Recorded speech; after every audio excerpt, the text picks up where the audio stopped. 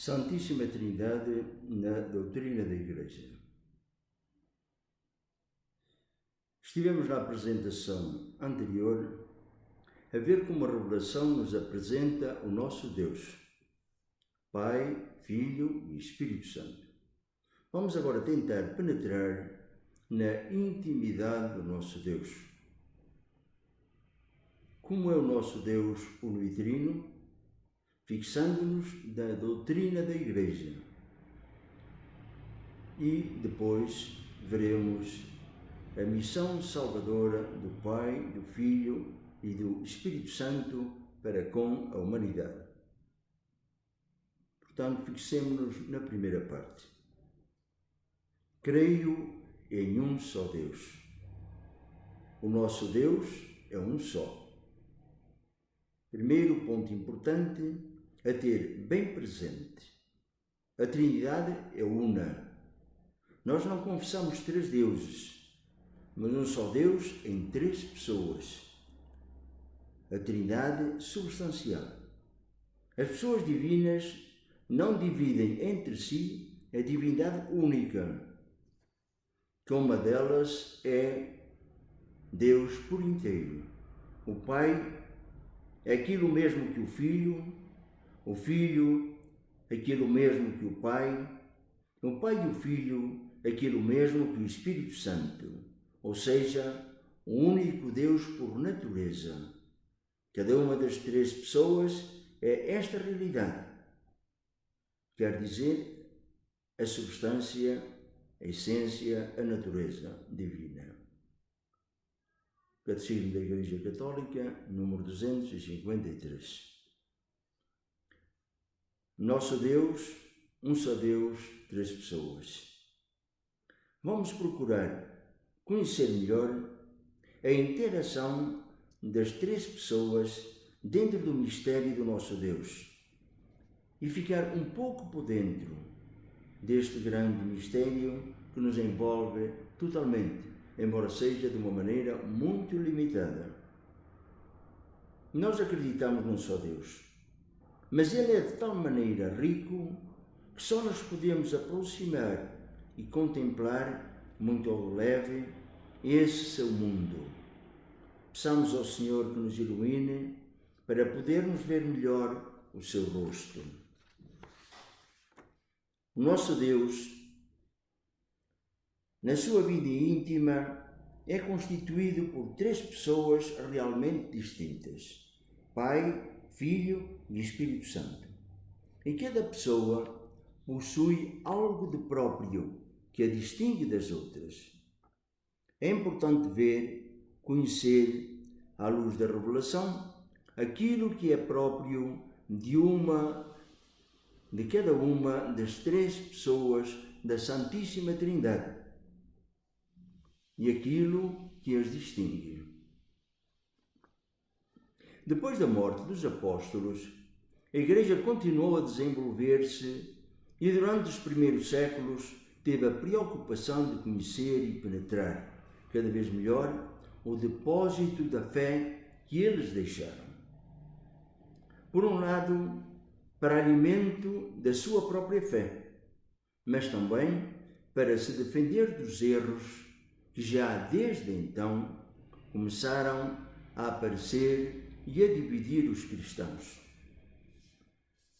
Este foi o trabalho dos primeiros concílios, ajudados pela investigação teológica dos primeiros padres da Igreja e sustentados pelo sentido da fé do povo cristão.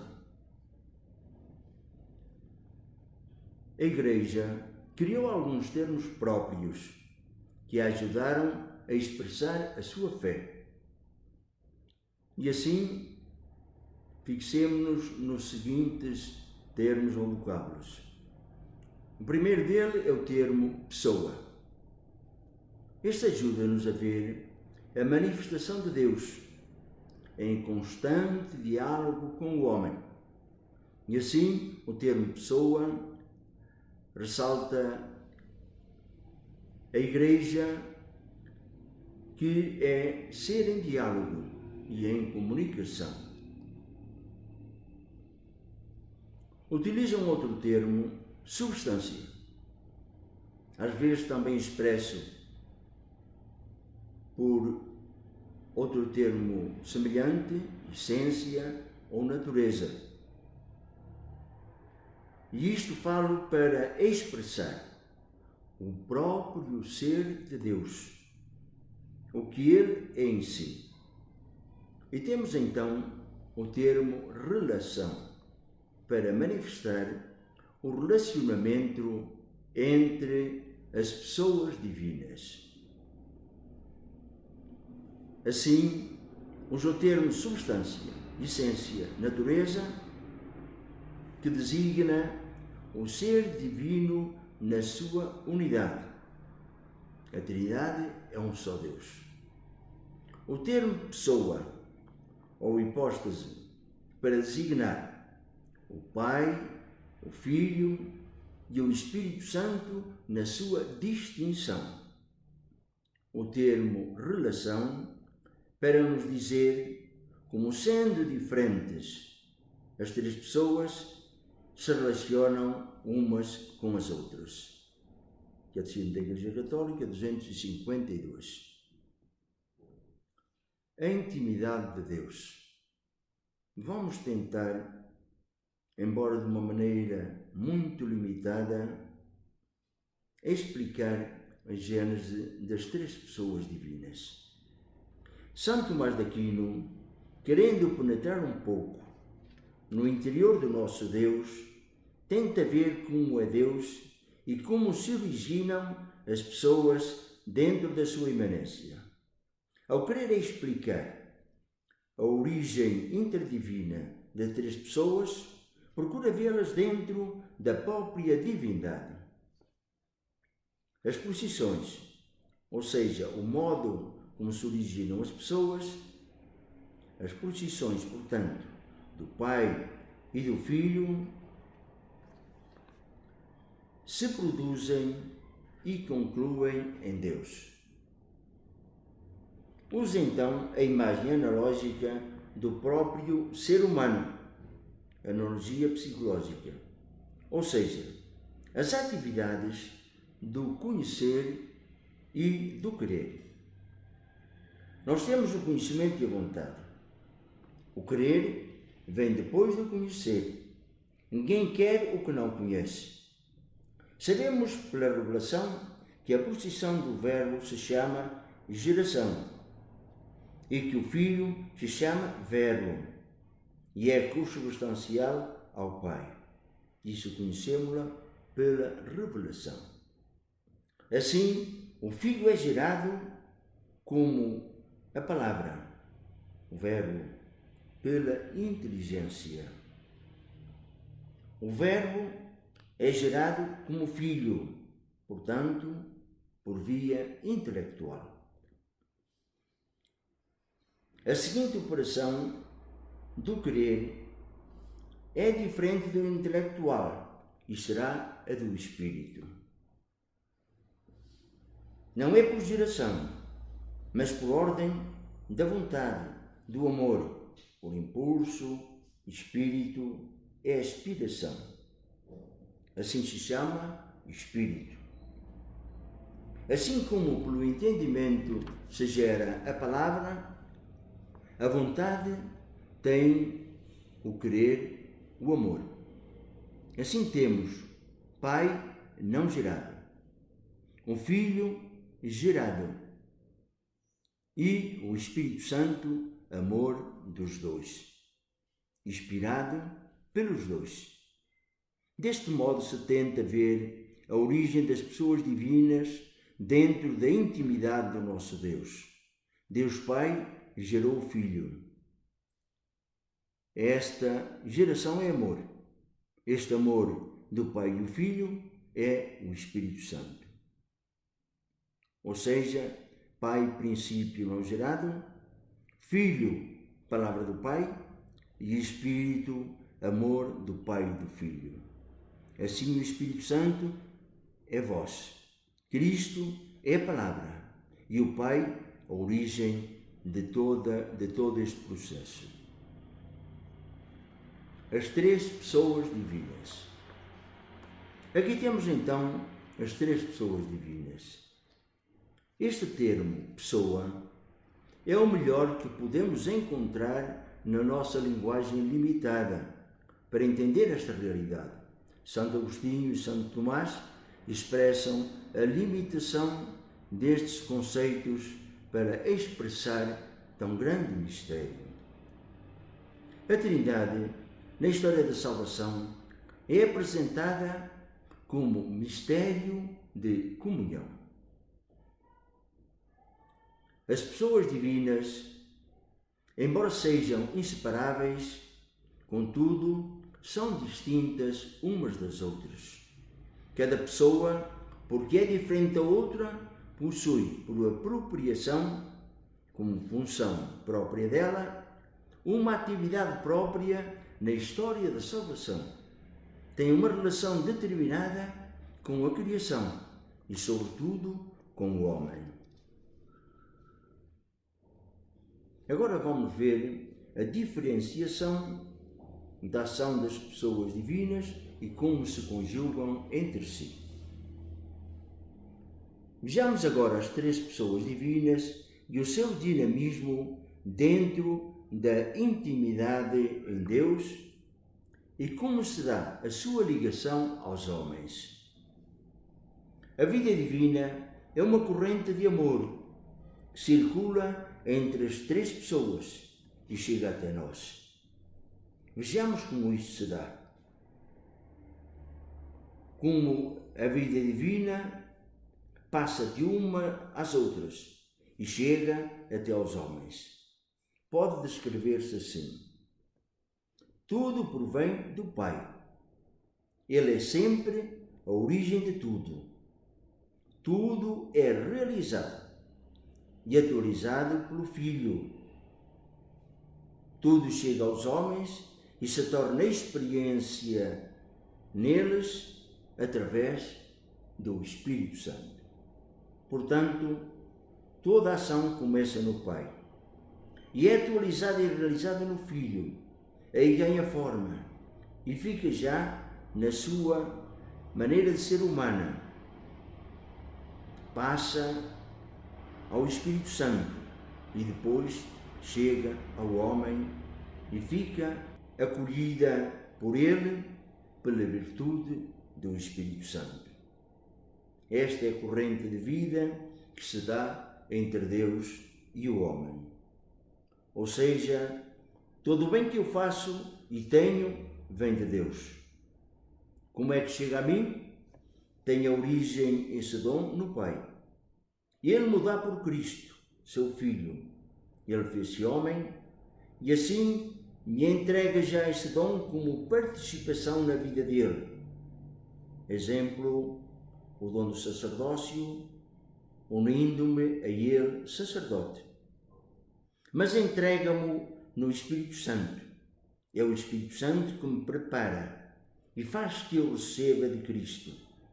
Assim nós participamos da vida da Trindade. Entramos nesse círculo da vida de Deus. Mas o regresso, a resposta que eu dou a Deus, ou a nossa relação com Deus, tem o mesmo itinerário. Ao Pai, pelo Filho, no Espírito Santo. Parte do Espírito Santo para Cristo e por ele ao Pai. Portanto, é sempre o Pai que tem a iniciativa da história da salvação. Tudo procede dele, em todas as ações da vida trinitária. Cristo é a palavra do Pai. Está sempre em consonância. Quer sempre o mesmo que o Pai. Ou seja, é sempre aquele em quem e por quem se realiza o plano do Pai. Por ele o Pai entra em contacto com o mundo criado. Ele se fez homem. O Espírito Santo é aquele que prepara o homem para receber o dom de Deus, liberta-o dos seus limites de criatura e o faz capax Dei, capaz de acolher a Deus. diz-nos Santo Agostinho. Ou seja, os Santos Padres, em fórmula da tradição, nos dizem: todo o bem desce do Pai através do Filho e chega até nós no Espírito Santo. Santo Atanásio, carta a Serapião. Portanto, se o movimento de Deus ao homem é descendente, Pai, Filho, Espírito, o movimento de Deus é descendente e, portanto, parte do Pai e chega até aos homens. O movimento do homem para Deus é ascendente, do Espírito por Cristo ao Pai. São Basílio Magno, sintetizando esta dinâmica, escreve: o conhecimento de Deus vai do único Espírito através do único Filho ao único Pai. E, pelo contrário, a bondade natural e a santidade segundo a natureza é a dignidade real e é derramada pelo Pai através do Filho no Espírito Santo. Este é o dinamismo da Trindade Santíssima dentro de si, na sua intimidade profunda. Com a vinda de Cristo, Deus uniu o homem a esta dinâmica salvadora. Introduziu-nos nessa corrente de vida. Cristo, ao fazer-se homem, morrer e ressuscitar, deu-nos a vida divina. E essa vida está, então, ligada à vida do nosso Deus. É a mesma vida de Deus, participamos da vida divina. Como vemos, a economia da salvação faz com que nós, batizados, não sejamos pessoas estranhas a Deus, de quem recebemos alguns favores. A vida que recebemos no dia do nosso batismo não é uma coisa sem cor, fria. Estamos integrados pela vida batismal e pela graça de Deus no próprio processo da vida divina. Fazemos parte desta dinâmica de salvação que Cristo, ao fazer-se homem, nos conseguiu. Por eles fomos feitos família de Deus, irmãos de Cristo e filhos de Deus Pai. Estamos, pela graça de Deus, integrados no grande mistério da salvação e da vida de Deus. Isto faz-nos ver quem somos realmente, como estamos mergulhados em Deus e em como Deus nos envolve e nos aconchega. Assim, o nosso glória ao Pai, ao Filho e ao Espírito Santo adquire um novo sentido e nos abre os olhos para o mundo maravilhoso de graça aonde estamos envolvidos. É esta a vida do batismo que nos faz família de Deus, irmãos de Cristo, Filho do Pai, no Espírito Santo que vive em nós. É realmente um mistério maravilhoso da bondade de Deus. A economia da salvação é obra comum das três pessoas. Nunca age um sem o outro. Estão empenhados na mesma missão: acompanhar o homem na descoberta do amor e na compreensão de quem é Deus. Por isso, na vida cristã, é sempre na comunhão das três pessoas divinas que nós agimos. Todo aquele que dá glória ao Pai fala por Cristo no Espírito Santo. Todo o que segue a Cristo fala porque o Pai o atrai em Cristo e o Espírito Santo o move. Portanto, resumindo, estamos a ver então na Trindade as três pessoas divinas são relativas umas às outras. São distintas, pelas suas relações de origem. O Pai não é gerado, nem criado. O Pai gera, o Filho é gerado. O Espírito Santo procede do Pai e do Filho. A unidade divina é trina. Quando falamos das três pessoas nas relações respectivas, queremos, contudo, numa só natureza ou substância. Nelas tudo é um. Por causa desta unidade, o Pai está todo no Filho e todo no Espírito Santo. O Filho está todo no Pai e no Espírito Santo. O Espírito Santo está todo no Pai e no Filho. Três pessoas, um só Deus. Esta é a nossa fé, o dom maravilhoso da nossa fé.